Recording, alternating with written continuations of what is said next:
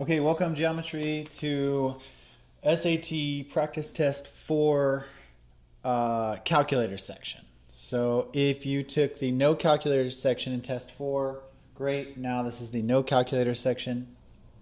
If you skipped just straight to the calculator section, that's fine. So each group was a bit different. But let's move on. So just like always, it's going to go from easy to hard. So the first couple ones should be pretty straightforward, and they'll usually be word problems, just like this, which makes a lot of sense. So let's walk through these.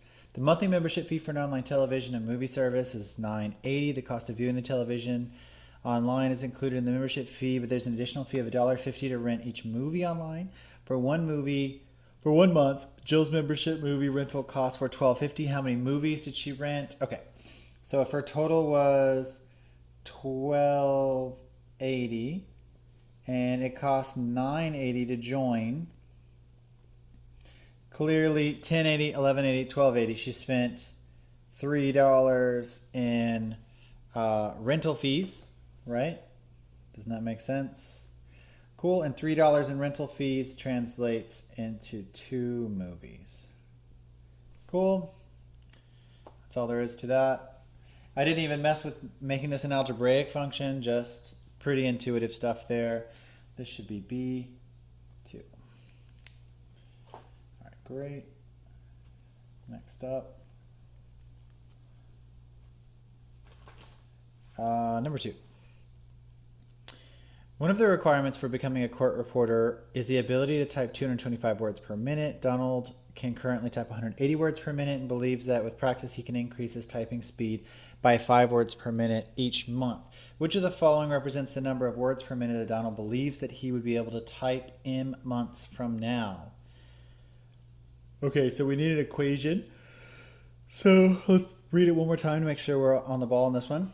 One of the following requirements of becoming is 225 words per minute. Cool. So Donald can currently type 180 words per minute.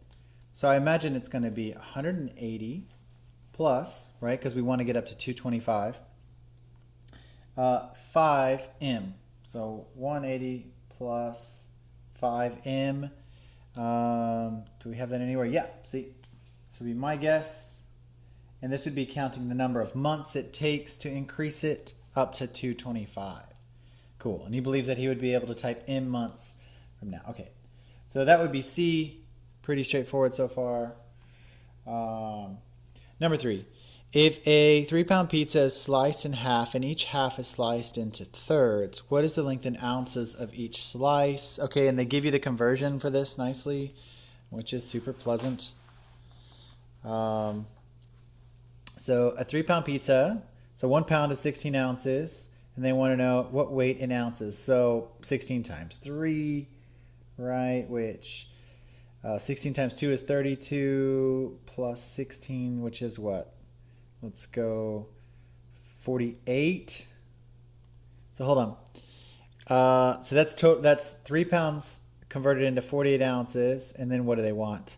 They said if 3-pound pizza is sliced in half and each half is sliced into thirds, what is the weight in ounces of each of the slices? Okay, hold on. We need to do more fractions here. So 3-pound pizza is sliced in half. So a 3-pound pizza is sliced in half. Cool. So that's pounds sliced in half. It's sliced in half, and each half, right? So that would be 3 pounds. That would be each half. So 1.5 pounds. That's a 1.5 pound half, right? Pizza. Is this then sliced into thirds? So let me keep it as a fraction just for clarity. So then 3 halves, and then slice that into thirds. Cool. So they just want us to write it as 3 halves times 1/3, which of course is just 1/2. Cool. Splitting that up even more. So we would have half a pound here, right? So that's half a pound. And so half a pound to get into ounces would be what? 8 ounces. I would guess C. 8 ounces. Okay, so all that was just playing with fractions. So 3 pound 3 pound pizza halving it, so multiplying it by 1/2, and then dividing it into 3 more pieces, right? So cutting it in half, cutting it into 3 pieces, you're left with what? You're left with a half-pound pizza. Another way to just show it, same exact thing. And half a pound times the 16 ounces will give you 8 ounces. Nick surveyed a random sample of freshman class in high school and determined whether the fall festival should be held in October or November. Of the 90 students surveyed, 25.6% preferred October.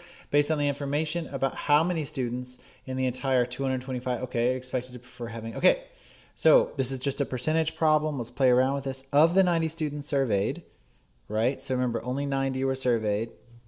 25 preferred October. Based on this information about how many students in the entire 225 person class would you expect to prefer having the fall festival in October? So if we assume 25% is the general preferred rate, I imagine we need to say 25.6% of 225 people. I had a calculator here somewhere. See if I can track that calculator down. My calculator may have been borrowed. Okay, I have it here too.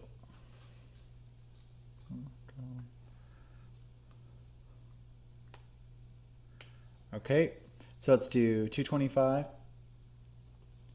And let's say times and change that into a percentage, 0.256, 57.6. So that's kind of oddly not anywhere close to anything we have. So I would guess round it to 60. That would be my guess.